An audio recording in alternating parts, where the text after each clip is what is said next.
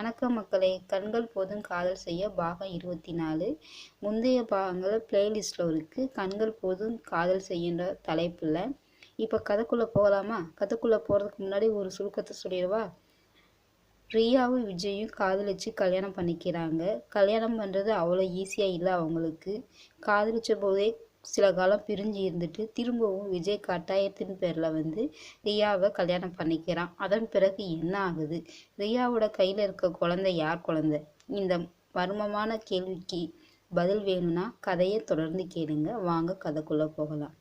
விஜயின் வெக்கத்தை பார்த்திருந்த அனைவரும் சற்று அவர்களும் வெக்கப்படுவது போல் தலையை குனிந்து கொண்டு, ஆம்பளைங்க வெக்கப்படுறது கூட ஒரு அழகுதான்ப்பா என்று அருகில் இருந்த இருவரும் பேசுவதை கேட்டு விஜய்க்கு மேலும் வெக்கமாக வந்தது. இதான் புது மாப்பிள்ளை வெக்கமா இருக்குமோ? ச்சே, நம்மளையே வெக்கப்பட வச்சுட்டான் நம்ம பொண்டாட்டி. எப்படா இந்த வேலையை முடிச்சுட்டு பறந்து போன்னு இருக்கு என்று அவன் மனதுக்குள் நினைத்தை சிரித்து கொண்டு மேலும் தலையை தடவி கொண்டிருக்கும் பொழுதே நாதனும், சாப், நீங்கள் வெக்கப்படும் போது ரொம்ப அழகா இருக்கு. தயவு செய்து நீ தமிழ்ல பேசுறாசா, இல்லை பேசாம கூட இரு. ஆனா நீ பேசுறத கேட்டுதான் எனக்கு உள்ளுக்குள்ள திக்கு திக்குன்னு இருக்கு. இந்த 10 லட்ச ரூபா போனா போகுதுன்னு கூட ஓடிடலாம் போல இருக்கு. ஆனா எங்க அப்பா மயில் வாகனம் பாவம் கஷ்டப்பட்டு சம்பாதிச்ச காசு, அதனாலதான் விட்டுட்டு போக மனசு வர மாட்டேங்குது. டிலே பண்ணாம கொடுங்கடா என்று அவனை பார்த்து அவன் கெஞ்சுவது போல் பேச, நாமெல்லாம் நாயசன் சார், டக்குன்னு காசை கொடுத்துருவோம். வாயிலேயே வடை சொல்றான், ஆனா காசை கண்ணில் காட்ட மாட்டான் என்று விஜயும் அவன் அருகில் இருந்த அனைவரும் அவனை ஒரு முரட்டு பார்வை பார்க்க, அந்த பைத்தியமோ இவர்கள் பாசமாக பார்க்கிறார்கள் என்று மேலும் பல்லை காட்டி சிரித்தது. விஜய்க்கு கோபம் எகிரியது. ஐயோ, இந்த கோபத்தை தணிக்கிறதுக்கு என் பொண்டாட்டிக்கிட்ட உடனே பேசியாங்க. எங்க ஃபோன் என்று வேகமாக ஃபோனை எடுத்துக்கொண்டு வெளியே வந்தான் அந்த அறையை விட்டு. சைக்கிள் கேப்லாம் பொண்டாட்டிக்கு கால் பண்ணுறாப்படா. இந்த மனுஷன் எவ்வளோ லவ் வச்சிருக்காப்புல பொண்டாட்டி மேலே என்று அருகில் இருந்த இருவரும் பேசிக்கொள்ள, இவர் கால் பண்ணா அப்படி அந்த பக்கம் எடுத்துருவாங்களா? காலையிலேருந்து 1000 தடவை அவர் கால் பண்ணுறாப்புல, அந்த அம்மா எடுக்கிற மாதிரி தெரியல. இப்போ மட்டும் வேகமாக எடுக்க போகிறாப்புலையா என்று பேசிக்கொண்டு சிரித்து கொண்டார்கள். நாதனும் அவர்கள் பேசுவதை பார்த்து, பொண்டாட்டி கூட சண்டையா சார்? டேய், வாயை முடிட்டு வேலையை பாடுறான். காசை கொண்டு வர சொல்லி ஃபோன் பண்ணி எத்தனை தடவை சார் நான் ஃபோன் பண்ணுறது என் தம்பிக்கு? டேய், எனக்கு இருக்க கோவத்துக்கு உன் மண்டையை உடச்சி மாவளுக்கு எடுத்துருவேன் என்று அந்த அனைவரும் பேசி சிரிக்க, வெளியே வந்த விஜயை ஃபோனை எடுத்து காதில் வைத்து அவளுக்கு அழைப்பை விடுத்தான். அழைப்பு போய்கொண்டே இருந்தது. திடீரென்று அழைப்பு ஏற்கப்பட்டு, அண்ணி, யார் இது? புருஷ் அப்படின்னு ஒரு நம்பர் வருது டிஸ்பிளேல என்று அந்த பக்கம் வெற்றியின் குரல் கேட்க, என் பொண்டாட்டி என்னை புருஷன் சேவ் பண்ணி வச்சிருக்காளோ. ஐயோ, இந்த 10 லட்சத்தை இவனுக்கே கொடுத்துட்டு ஓடிடலாமோ.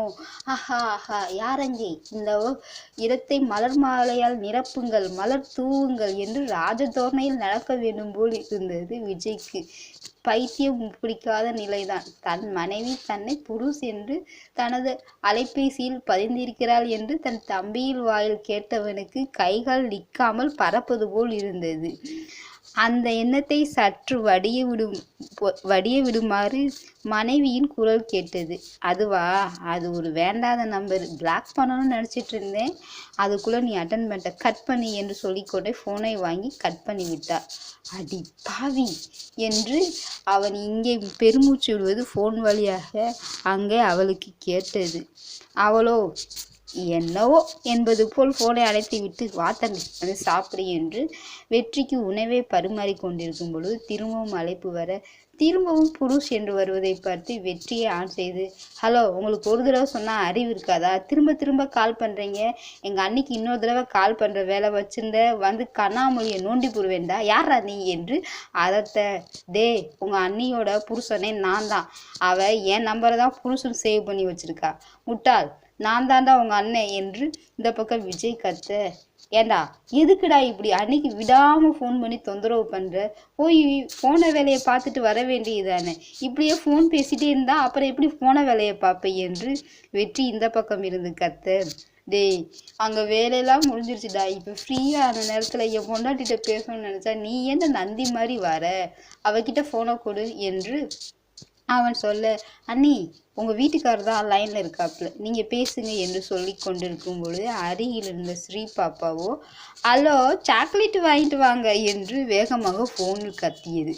ஆ, இந்த வாண்டிக்கு என்னாச்சு, என்கிட்ட பேசுது? ஸ்ரீ பாப்பாவுக்கு யாராவது ஃபோனில் பேசி கொண்டிருக்கும் பொழுது அவர்களுக்கு கேட்குமாறு சாக்லேட்டு வாங்கிட்டு வாங்க என்பது சொல்ல வேண்டும். அப்பொழுதுதான் அவளுக்கு நிம்மதியாக இருக்கு. தானும் ஃபோன் பேசிவிட்டதாக ஒரு நினைப்பு ஸ்ரீ பாப்பாவுக்கு அப்பொழுது ஏற்படும். அவளை அறிந்த அனைவருக்குமே அது நன்றாக தெரியும். விஜய்க்கு மட்டும்தான் இது தெரியாது.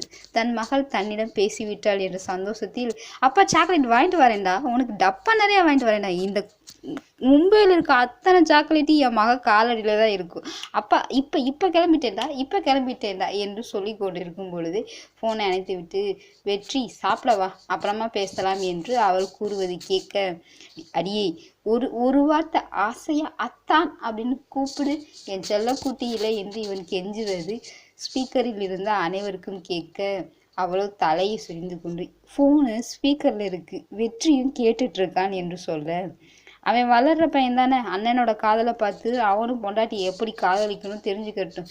வெற்றி இதெல்லாம் கேட்டுக்கோ, இனிமேல் பேசுறதை கேட்காத, கொஞ்சம் தள்ளி போ. டே அண்ணா, எனக்கு அண்ணி சாப்பாடு எடுத்துட்டு வந்திருக்காங்க, எனக்கு சாப்பாடு போட்டுட்டு இருக்காங்க. டே உன் வாயும் கை நடடா சாப்பிட போகுது, என் பொண்டாட்டிட்ட ஃபோனை கொடுத்துட்டு நீ தள்ளி உட்காந்து சாப்பிட்றா என்று அவன் கெஞ்ச, எனக்கே இன்னைக்கு தான் அண்ணி சோறு எடுத்துட்டு வந்திருக்காங்க, எனக்கும் ஆசையாக இருக்காதான் அண்ணி கையால் சாப்பிடணும், அவங்க எனக்கு ஊட்டி விடுறாங்க, ஸோ அண்ணி கை பிஸியாக இருக்கு என்று சொல்ல, அவனுக்கு அங்கே இதயத்தில் யாரோ ஓட்டையை போடுவது போல் இருந்தது. தன் மனைவி தனக்கு ஊட்டாமல் தன் தம்பிக்கு ஊட்டுகிறாளே என்று பொறாமை மெட்டி பார்த்தது. என்னது, என் பொண்டாட்டி உனக்கு சோறு ஊட்டுறாளா, அப்போ எனக்கு என்று அவன் இழுக்க, அஸ்கு புஸ்கு, எனக்கு மட்டும்தான் எங்கள் அண்ணி சோறு ஊட்டுறாங்க, நீ அங்கே ஏதாவது காஞ்ச பரோட்டாவும் சப்பாத்தி இருக்கும், தின்னு தொலை என்று வெற்றி இங்கேருந்து சிரித்து கொண்டே சொல்லலாம். அண்ணி கொஞ்சம் உருளைக்கிழங்கு வைங்க, கொஞ்சம் பாயாசம் வைங்க அண்ணி என்று அவன் இழுக்க, என்னது பாயாசமா என்று அப்பொழுது நெஞ்சை பிடித்தான். இங்கே ரியாவிற்கோ சிரிப்பு தாழ முடியவில்லை. அவனை வெறுப்பேற்றும் பொழுது ஸ்ரீ பாப்பாவோ என்ன ஏதுன்னே தெரியாம, இந்த சொல்லு பாயாசம் என்று மாறி மாறி அவனுக்கு விட்டு, ஐயோ ஸ்ரீ நீயுமா, அப்பா மனசை ஓட்டையாக்குறதுல அம்மாவும் பொண்ணு ஆளா இருக்குங்க, அப்பா உனக்கு சாக்லேட் வாங்கிட்டு வேண்டாம் ஸ்ரீ பாப்பா, அப்பா கிட்ட 2 வார்த்தை பேசுங்கடி தங்கம் என்று அவன் கொஞ்சம் போடா டூசு என்றது குழந்தை. அடி ஐயோ ஐயோ, என் பிள்ளையும் கெடுத்துட்டாங்களே என்று நெஞ்சில் கை வைத்து கொண்டே பேசியவரை உள்ளே வர நாதன் தான் அவனது கண்ணில் பட்டு பாவமாக முழித்து கொண்டிருந்தான். வேகமாக வந்த விஜய் நங்கென்று நாதன் மண்டையில் கொட்ட, சாப் எதுக்கு கொட்டுனீங்க என்று அவன் அலற, காசு குர்றா என்று கத்தினான்.